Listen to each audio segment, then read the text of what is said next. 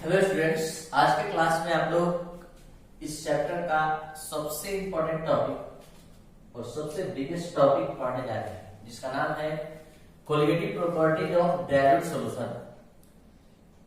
Dilute solution का जो भी कोलिगेटिव प्रॉपर्टीज है, यानी कहने का मतलब है कोलिगेटिव प्रॉपर्टी किसी डाइल्यूट सॉल्यूशन का वो प्रॉपर्टी होता है जो कि सॉल्यूट के अमाउंट पर डिपेंड करता है, सॉल्यूट के नेचर पर नहीं। यानी ये एक ऐसा टॉपिक है जिसके अंतर्गत में आपको आगे के 4 टॉपिक्स, ये सभी जो आप देख रहे हैं, relative lowering of vapour pressure, elevation of boiling point, depression in freezing point, osmotic pressure, ये सभी कोलिगेटिव प्रॉपर्टीज ही हैं।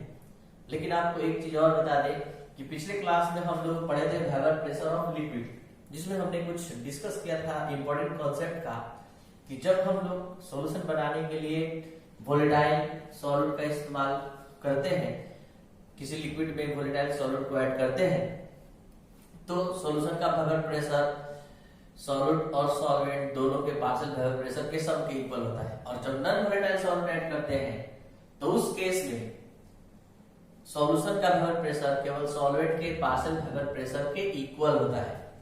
और अब वहां पर एक टर्म आया था, जब हमने नॉन वोलेटाइल सॉल्यूट को ऐड किया था तो लास्ट में एक कॉन्सेप्ट आया था कि नॉन वोलेटाइल सॉल्यूट रखने वाले सॉल्यूशन का जो रिलेटिव लोअरिंग होता है, relative lowering of vapour pressure जो होता है, वो हमेशा सॉल्यूट के मोल फ्रैक्शन के इक्वल होता है। आया था P0B minus PS by P0B equal x।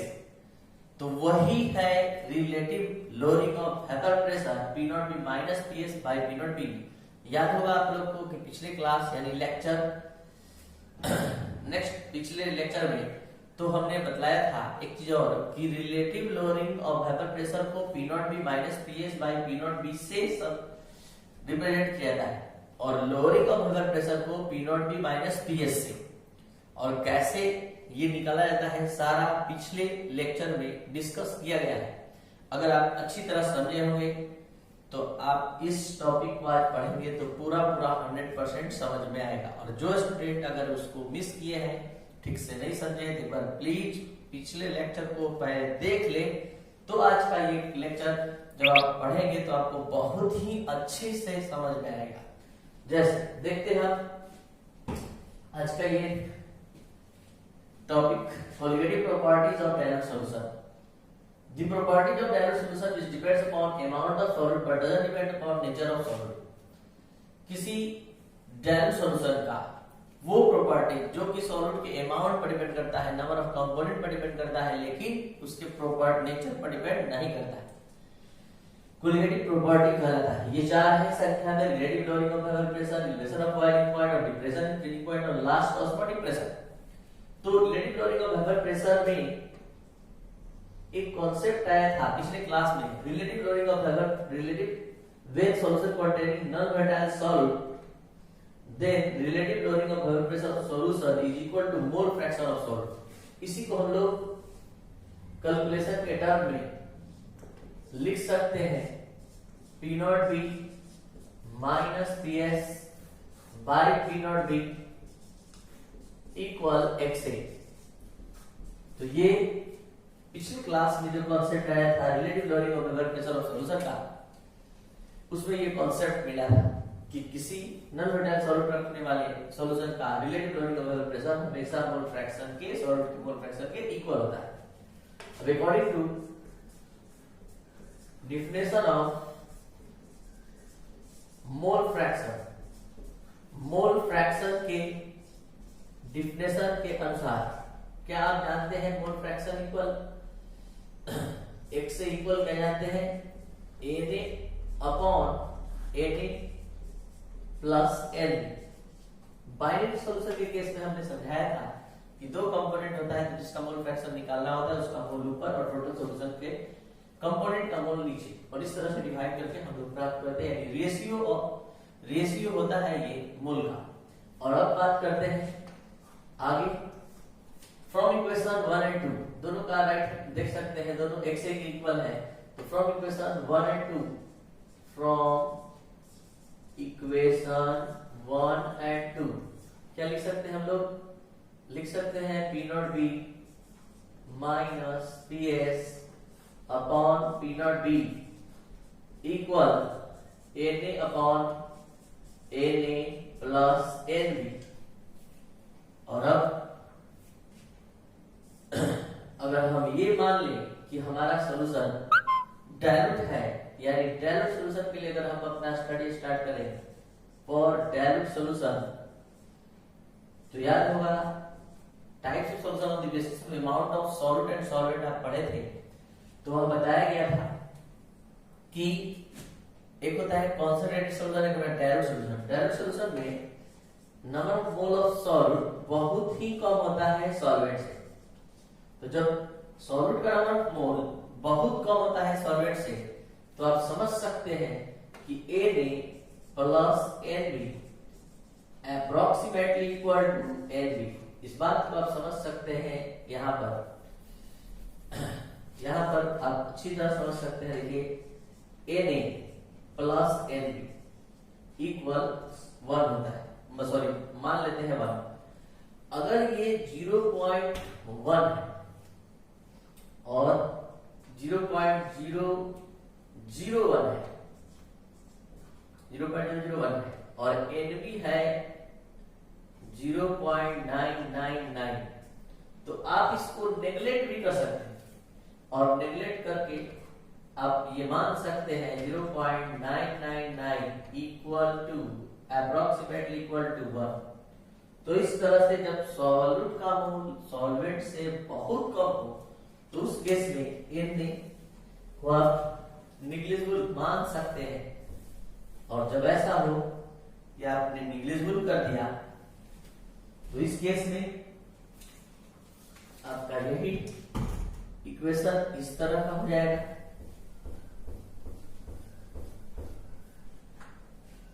क्या हो जाएगा? NB Na plus Nb approximately equal to Nb और P not B minus PS by P not B equal Na by Nb।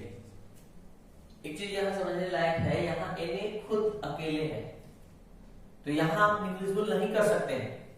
Negligible होगा तब जब ये सॉल्वेंट के साथ रहेगा। सॉल्वेंट के सामने इसका कोई अस्तित्व नहीं होगा, क्योंकि ये बहुत ही कम अमाउंट में है। तो यहाँ पर Na बाय Nb हो गया। और जैसा कि आप सभी लोग जानते हैं कि Na क्या होता है? सॉल्यूट का मोल। और मोल कैसे निकाला जाता है? दिए गए वेट में मॉलिक्यूलर वेट से डिवाइड करने पर। उसी तरह सॉल्वेंट के लिए दिए गए वेट में मॉलिक्यूलर वेट से डिवाइड करने पर, और इस तरह से हम लोग को फाइनल इक्वेशन मिला P not B minus PS by P not B equal WA upon MA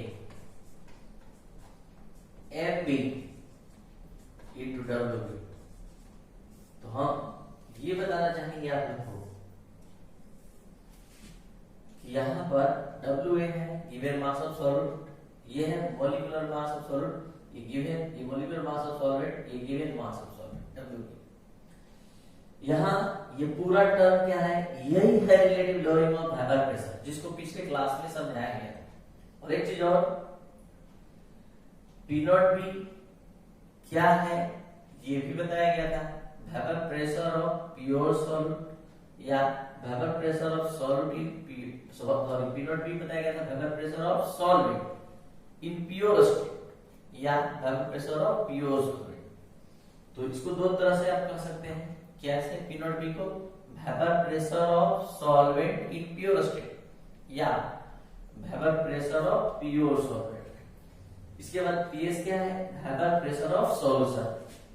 तो इस तरह से हम लोग relative lowering of vapour pressure का final equation for dilute solution के लिए प्राप्त किए। ये हमारा फाइनल इक्वेशन है डायल्यूट सॉल्यूशन के लिए।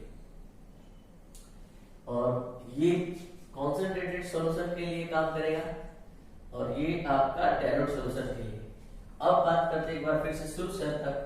When solution containing non-volatile solid, then the relative lowering of Weber pressure of solution is equal to mole fraction of solid, यानी जो relative lowering होता है वो solid के mole fraction के इक्वल होता है और mole fraction के डिवीजन से हम ये जानते हैं number of mole of solid upon total number of mole of solution। तो इस तरह से हम इक्वेशन 1 और 2 हमें इक्वेशन नंबर 3 प्राप्त हुआ जब हम जान रहे हैं कि हम लोग डायल्यूट सॉल्यूशन के लिए स्टडी कर रहे हैं, क्योंकि colligative properties of dilute solution के लिए हमने स्टडी स्टार्ट किया है। तो डायल्यूट सॉल्यूशन का मतलब है कि number of mole of solid is more less than number of mole of solid. तो इस तरह से Na plus Nb approximately equal to Nb हो गया। और अब यहाँ आप देख रहे हैं P not B minus PS by P not B और Na बाई ये दोनों की जगह सिर्फ Nb number of mole of solid, क्योंकि इसके सामने इसका कोई इंपॉर्टेंस नहीं है। और अब यहाँ number of mole of solid का value number of mole of solid का वैल्यू रख दिए और ये प्राप्त कर लिया। अब यही पर आपको समझा दें कि what is colligative properties of solution. Colligative property of solution क्या है? जैसा कि हमने बताया कि ये 4 कोलिगेटिव प्रॉपर्टी है, उसमें से ये एक कोलिगेटिव प्रॉपर्टी है जिसको आप लैंग्वेज में कहते हैं relative lowering of vapour pressure. ये पूरा का वैल्यू इस सॉलिड के अमाउंट पर डिपेंड करता है। हम सॉलिड को सॉल्वेंट में या सॉल्यूशन में ऐड करते हैं तो जितना ज्यादा ऐड करेंगे उतना ज्यादा इस पूरे टर्म का वैल्यू बढ़ेगा। तो कहने का मतलब क्या है कि यहाँ WA पर ही relative lowering of vapour pressure depend कर रहा है। The property of dilute solution which depends upon amount of solute, और ये क्या है तो सॉल्यूट का अमाउंट है और ये ऊपर है मल्टीप्लाई में है। अगर 50 ग्राम ऐड करते हैं तो ये WA का मान है 50, 100 ग्राम ऐड करते हैं तो 100, यानी जैसे जैसे अमाउंट बढ़ाएंगे वैसे वैसे इसका मान मतलब परिवर्तित होगा, चेंज होगा।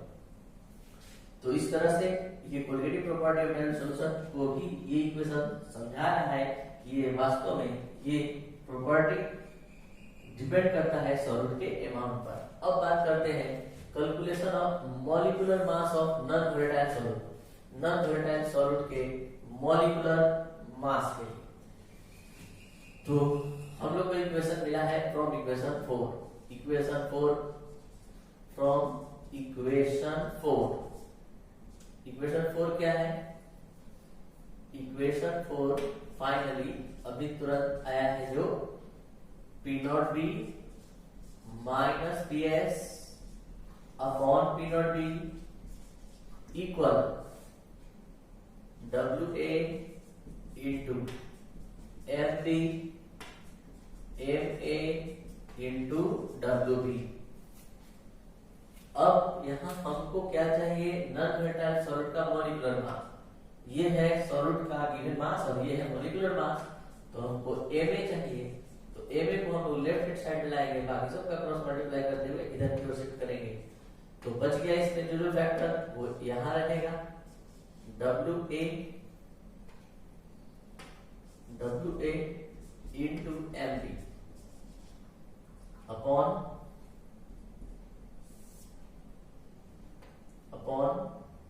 WB और मल्टीप्लाई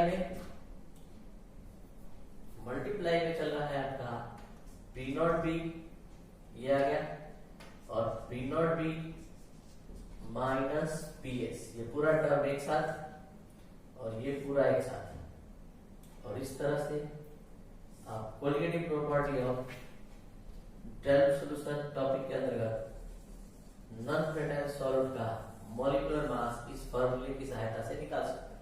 कुछ नहीं, बहुत इजी है, बस Ma को हमने इधर सेट कर दिया, ये सारा इधर। Calculation of molarity of solution. Molarity of solution को समझने के लिए आप लोग को फर्स्ट ऑफ ऑल मोलारिटी का फॉर्मूला अपने माइंड में सेट करना होगा। मोलारिटी का फॉर्मूला हमने लिखवाया था x into 1000 by z into y। What it x याद होगा, x क्या है? Given mass of solid. यहाँ गिवन मास ऑफ सॉलिड कौन है? WA। और z क्या है? Given mass molecular mass of solid. तो यहाँ पर सॉलिड का मॉलिक्यूलर मास कौन है? Ma। और गिवन मास ऑफ सॉलिड की जगह यहाँ पर कौन है? W। तो इक्वेशन 4, फ्रॉम इक्वेशन 4 से ही हम लोग इक्वेशन के मोलर सॉल्यूशन के मोलारिटी को कैलकुलेट कर पाएंगे। तो फ्रॉम इक्वेशन 4 देखिए, इक्वेशन 4 फिर से ले रहे हैं, P not B minus P S by P not B equal W A M A W B.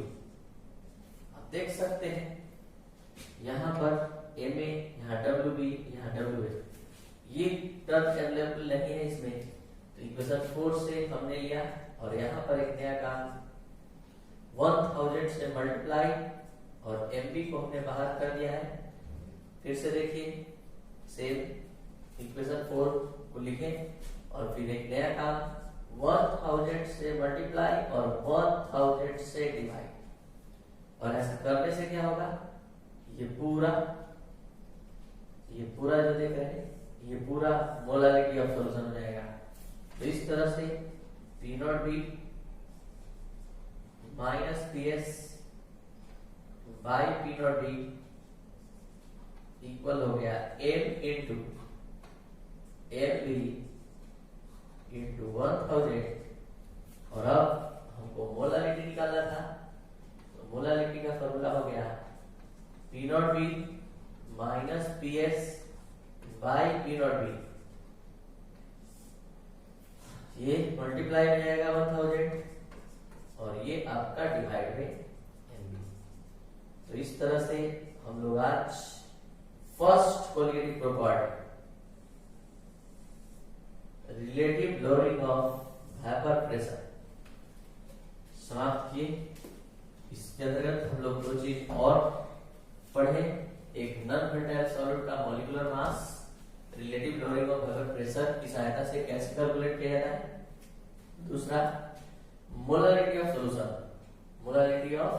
या डाइल्यूट सॉल्यूशन कह सकते हैं, यहाँ निकाला गया relative lowering of vapour pressure की सहायता से।